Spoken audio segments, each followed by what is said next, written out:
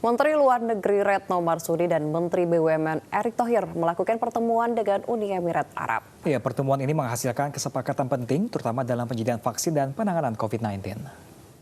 Listrik tenaga surya terapung.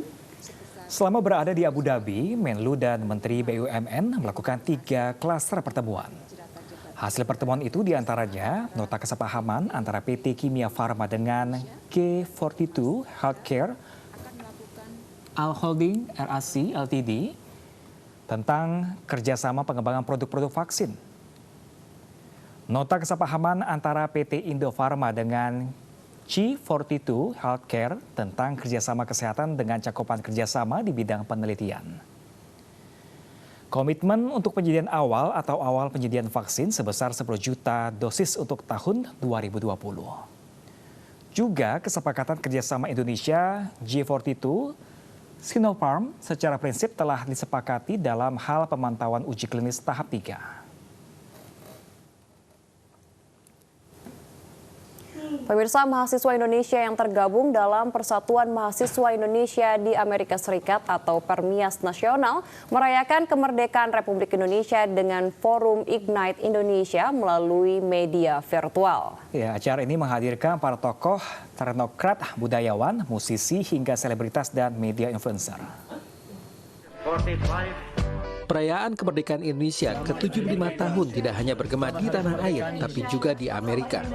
Mahasiswa Indonesia yang tergabung dalam Persatuan Mahasiswa Indonesia di Amerika Serikat atau Permias Nasional merayakan kemerdekaan dengan mengadakan kegiatan forum atau diskusi melalui media virtual. Ignite Indonesia. Forum yang membahas berbagai isu menarik tentang potensi mahasiswa Indonesia di Amerika bagi pembangunan di Indonesia ini menampilkan wawancara eksklusif dengan para tokoh nasional. Seperti Menteri Riset dan Teknologi Indonesia Bambang Brojonegoro, tokoh wanita Yeni Wahid, Direktur Pelaksana Bank Dunia Mari Pangestu, pakar teknologi Ilham Habibi, Duta Besar Indonesia untuk PBB Dian Triansa Jani, dan diaspora profesional Indonesia yang sukses di Amerika, Julia Go dan Sonia Lontoh.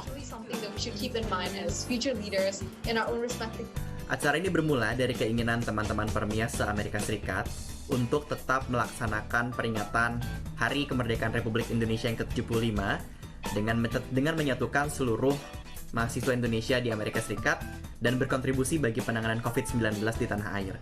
Namun demikian, pandemi COVID-19 menuntut kami untuk bisa beradaptasi, sehingga muncullah gagasan untuk melakukan perayaan secara online. Selain diskusi, Ignite Indonesia juga menampilkan karya musisi ADMS dengan orkestra Twilight Orchestra.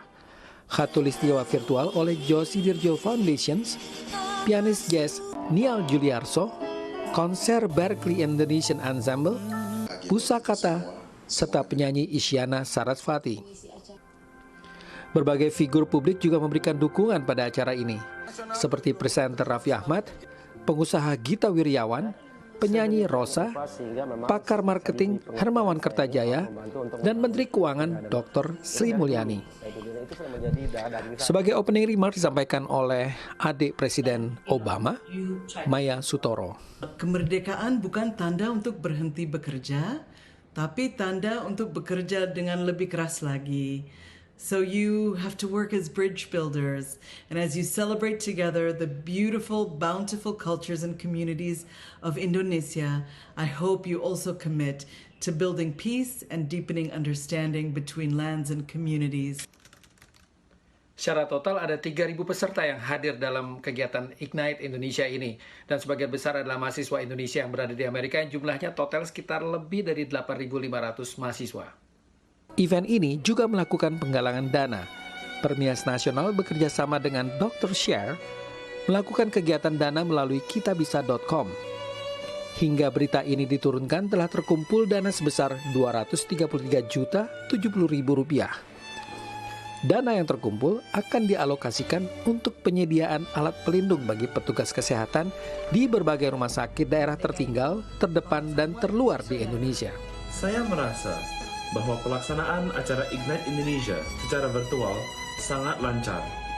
Meskipun kita memang harus beradaptasi untuk membuat acara yang virtual pada tanggal 17 tahun ini, saya merasa bahwa kita sudah cukup sukses.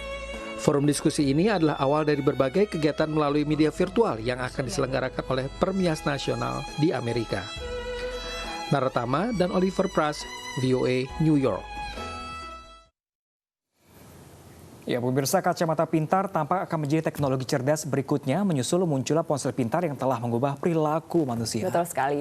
Perusahaan teknologi di seluruh dunia sedang mengembangkan beragam kacamata pintar baik untuk hiburan maupun keamanan.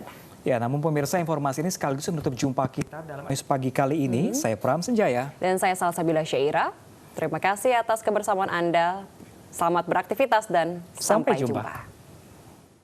Setelah muncul keyboard, kemudian ada layar sentuh. Sejumlah perusahaan teknologi mengatakan kacamata pintar bisa menjadi lompatan teknologi berikutnya, meski Google Glass dulu kurang berhasil. In the future, we won't be only limited to our smartphones when it comes to understanding the world around us.